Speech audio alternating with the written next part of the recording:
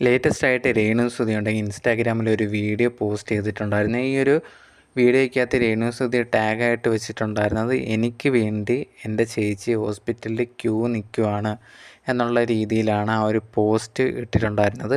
ഈ ഒരു വീഡിയോയിൽ രേണു സുധിയുടെ ചേച്ചി കുറേയധികം തിരക്കും കാര്യങ്ങളുണ്ട്. അവിടെ ചേച്ചി അങ്ങോട്ടും ഇങ്ങോട്ടൊക്കെ നോക്കി നിൽക്കുന്ന ഒരു വീഡിയോ ആണ് പങ്കുവച്ചിട്ടുണ്ടായിരുന്നത്. ഈ ഒരു വീഡിയോ പങ്കുവച്ചതിന് താഴെ കമൻറ്റ് ബോക്സിൽ വന്നിട്ട് കുറേയധികം പേര് ചോദിക്കുന്നുണ്ടായിരുന്നു, എന്ത് പറ്റി രേണു, എന്തെങ്കിലും പ്രശ്നമുണ്ടോ, എന്താണ് കാരണം എന്നുള്ള രീതിയിലൊക്കെ ചോദിച്ചിട്ട് കുറേയധികം പേര് കമൻറ്റ്സ് ഇടുന്നുണ്ടായിരുന്നു. അതിൻ്റെ കൂട്ടത്തിൽ ഒരാൾ ഇതേ കണക്ക് വന്നിട്ട് കമൻ്റ് ഇടുന്നുണ്ടായിരുന്നു, എല്ലാം റെഡിയാക്കി തരട്ടെ എന്നുള്ള രീതി, എല്ലാം ശരിയാവട്ടെ എന്നുള്ള രീതിയിൽ ഒരാൾ വന്ന് കമൻ്റ് ഇടുന്നുണ്ടായിരുന്നു. അതിന് മറുപടിയായിട്ട് രേണു ഒരു കമൻ്റ് ഇട്ടേക്കുന്നതെന്ന് പറഞ്ഞാൽ, എൻ്റെ കുട്ടിക്ക് വേണ്ടി എല്ലാം ശരിയാവട്ടെ എന്നുള്ള രീതിയിൽ അതിന് റിപ്ലൈ ആയിട്ട് രേണു മറുപടി കൊടുത്തിട്ടുണ്ടായിരുന്നു. ഈ ഒരു മറുപടിയിൽ തന്നെ നമുക്ക് ഏകദേശം മനസ്സിലാവുന്നുണ്ട് രേണുവിന് എന്തോ ഇത്തിരി സീരിയസ് ആയിട്ടുള്ള ഒരു അസുഖമാണ് എന്നുള്ളൊരു കാര്യം.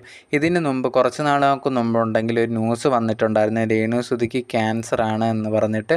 ആ ഒരു സമയത്ത് രേണു ഈ ഒരു കാര്യങ്ങളൊക്കെ പ്രതികരിച്ചത് എനിക്ക് അങ്ങനെയൊന്നുമില്ല എന്നുള്ള രീതിയിലാണ് പ്രതികരിച്ചിട്ടുണ്ടായിരുന്നത്. പക്ഷേ ഇപ്പം ഈ ഒരു കാര്യം ഇതേ കണക്കൊരു കമൻറ്റിന് ഇതേ കണക്ക് എൻ്റെ കുട്ടിക്ക് വേണ്ടി ഇതെങ്കിലും മാറട്ടെ എന്നുള്ള രീതിയിൽ പറയുമ്പോഴത്തേന് എന്തോ ഈ ഒരു കേട്ട ക്യാൻസറാണ് എന്നുള്ള വാർത്തകൾ സത്യമാവാനുള്ള ചാൻസാണ് കൂടുതലെന്ന് തോന്നുന്നുണ്ട്. പക്ഷേ രേണു ഇതുവരെ തനിക്ക് ക്യാൻസറാണ് എന്നുള്ളൊരു കാര്യം എങ്ങും പറഞ്ഞിട്ടില്ല. അതുകൊണ്ട് തന്നെ നമുക്ക് ഉറപ്പിച്ച് പറയാനും പറ്റത്തില്ല.